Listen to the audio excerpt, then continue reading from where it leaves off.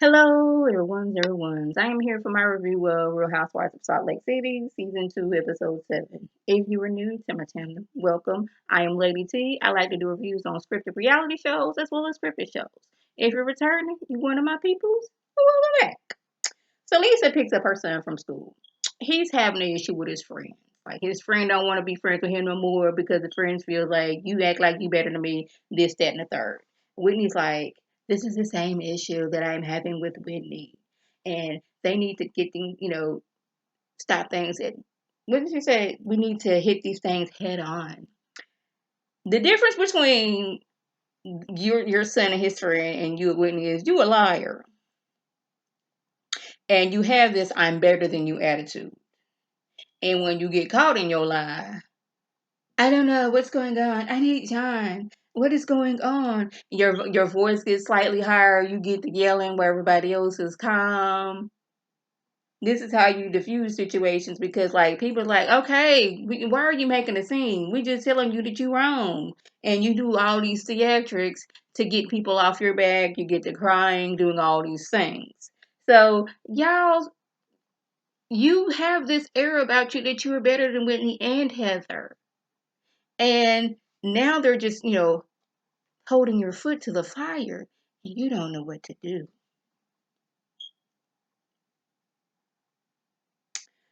I don't even know why Jenny is indulging. I believe that's the word I'm looking for. Dewey about a sister wife. He talking about he done research. And in Utah, it is legal to have multiple wives. Jenny one don't want to share him. Two, she's Catholic, and that's more of a Mormon type of thing. And she thinks that he just okay. Well, he said he thinks more kids will feel the emptiness that he has in his heart. She's like he gets like this every March. The time when they lost their little girl, he gets like this, wanting more children. Never mind the fact that all the stress that she had to go through and all the pregnancies that she has lost, and he's still thinking about him and his emptiness. She's like, you need to go to therapy to handle this tragedy because I know I was unconscious while everything was going on and you seen what was happening. So it's more traumatizing, a little more traumatizing to you. He's like, I don't need therapy. This is just what I want. I hate to go in what's happening in the real world, but they said there's a young lady out here saying that basically Jenny and Dewey are some liars and that she is the niece of Jenny and they basically a liar. I don't even know why I mean, yes, y'all go on dates to the oyster spot and whatnot, but like, I would have been look here, sir. I'm not getting we're not getting no sister wife.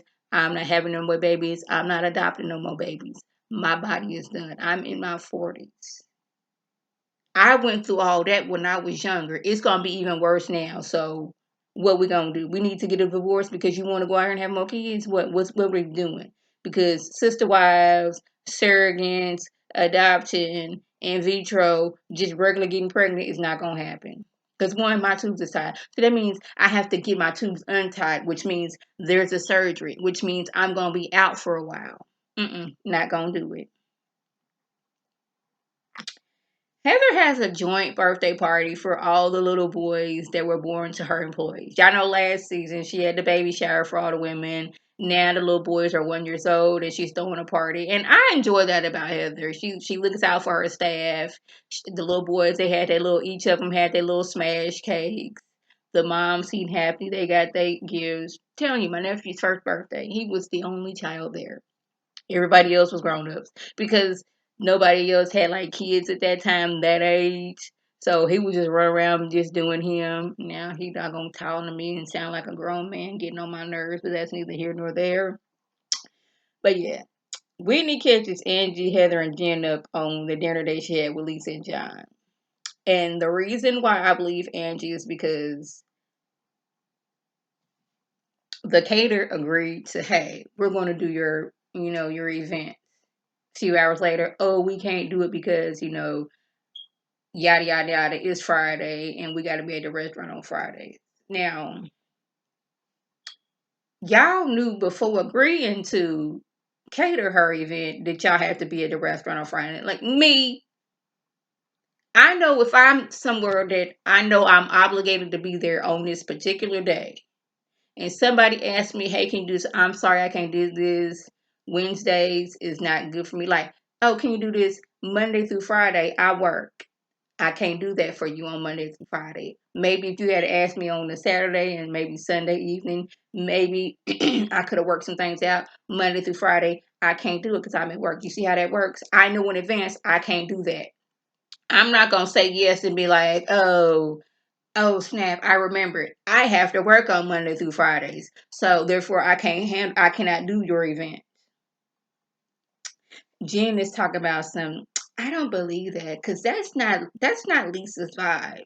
And I'm sitting there thinking, and I'm pretty sure you stealing for the elderly. People didn't think that of you, but look here, you was stealing from the elderly. I'm going to try my best to bring up her stealing from the elderly each and every episode. Sure am. Now, Whitney has invited all the ladies to go tube sledding. Now, I don't think Mary knows how to take a joke. I really don't because they was talking about sparkling cider, sparkling water, something sparkling, and Lisa Mary was like, "Yes, that freezes your ovaries." And Lisa's like, "Really? I'm gonna have to Google that, Mary." Being Lisa. She's like, "You calling me a liar?" She's like, "No, I was making a joke. Like everybody else got it. I was making a joke. What's going on here?" Mary felt demeaned. Like, you're calling me a liar. You saying I need to Google things 'cause I'm black. Ain't nobody said that because you black.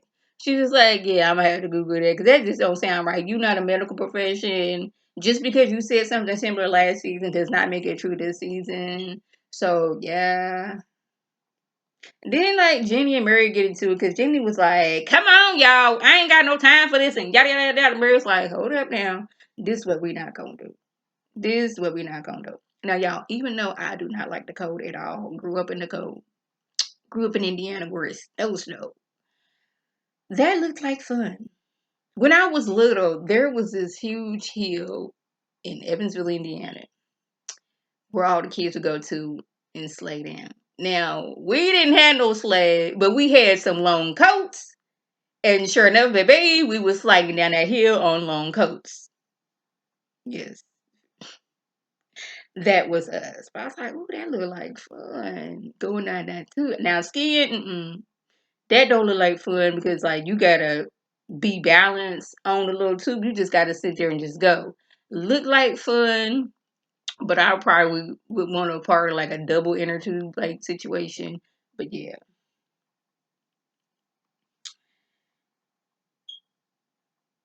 Lisa decides she's gonna play victim because she's hurt. Like Angie did. She's hurt because she feels like Angie did something to her. I think Lisa's not used to people holding her feet to the fire, and when she does, she acts like a caged animal. Like, oh my God, where's Janet? Why aren't you believing me? I would never do anything like that. Her voice gets high. Everybody else is looking back. Like, now she talking about something like, my friends Meredith and Jen, they don't have my back where everybody's jumping on me. First of all, these are separate incidents that happened at several times. Mary, I just don't think I don't know if she knows how to take a joke and when people are joking. The way she reacted. That's what I'm saying. Because you never see when like the ladies are joking. We don't see Murray laughing or anything. Well, one thing, Murray don't be around him, but I'm like, Murray, you must not care about getting your check for showing up the scenes because like this is the first time. Well, was that first episode when Angie had her party, but Murray don't typically show up to the group scenes like that. I'm guessing they told her, look here, girl, you're going to have to show up. All right. If we got to, send for you transportation, you're going to have to show up. Well, okay. Heather is like, it's, oh, child, it's looking like, now I'm not saying this happened. It's looking like you went to your friend and said, don't help that friend. help me. She starts crying because her granddaddy was gay and she would never sabotage an event that would support a community that she loves.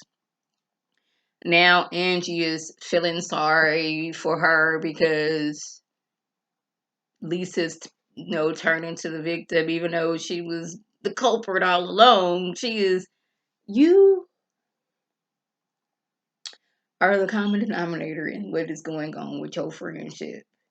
You don't want Angie and Whitney to be associated with each other. It's looking like, and I believe that you tried to sabotage her event because when you got there, oh, it's tragic, no food, shade. And then you tried to clear your name by taking Whitney to said restaurant, and the caterer didn't even say hello. Oh my goodness, I can't believe what Angie is doing for you. It was like she was reading off, she was memorizing from a script. That's what I got from that. So now Angie's feeling sorry for Lisa. Then they was like, Jenny, are you cool with Mary? Mary's like, we cool. Now, in her confessional, Jenny says she's not used to talking publicly about her issues, about her personal issues. I'm like, this like the third episode that you was talking about your personal issues. And I'm confused because she keep on saying that her daughter was stillborn. Now, I thought a stillborn was the baby died inside your uterus. But it's looking like the baby lived for even a short period of time, but she's still kind of a stillborn, even though the doctors and the nurses perform CPR on the baby. I'm no medical expert, but I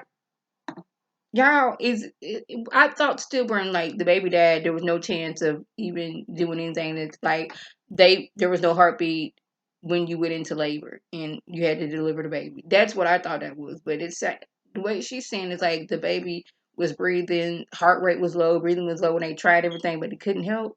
That's what she's saying. So I'm very confused off of that. So y'all, that was the gist. If I left anything out, by all means, leave a comment below. If you are new to my channel, welcome. Feel free to subscribe. It's free all day, every day for $4.99. Make sure your notifications are on so my beautiful face puts a video. You can click on it, you can like it, you can share it with your people, and you can come over and be one of my peoples.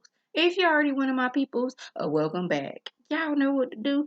Tell your people to tell their people to come over and be one of my peoples by clicking that icon above. This is Lady T signing off. Have a good one.